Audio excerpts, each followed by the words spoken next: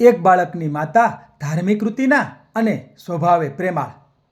તે રોજ મા વિનાના બાળકોની રસોઈ કરે.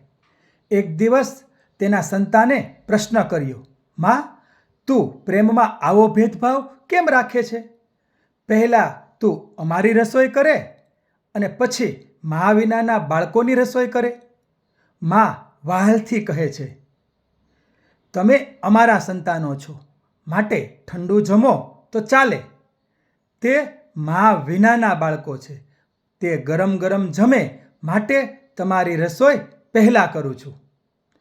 માતાની સેવાકીય વૃત્તિ જોઈને ઉછરેલો આ બાળક મોટો થતાં કોઈએ પ્રશ્ન પૂછ્યો કે તમને ભૂદાન યજ્ઞનો વિચાર કેમ આવ્યો? ત્યારે તે કહે છે કે બાળપણમાં મારી સાથે જે થઈ રહ્યું હતું તે બીજ ભૂદાન યજ્ઞના રૂપમાં રોપાશે તેની ખબર ન હતી.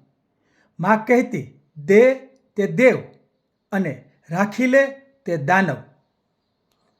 આ વ્યક્તિ એટલે વિનોબા ભાવે.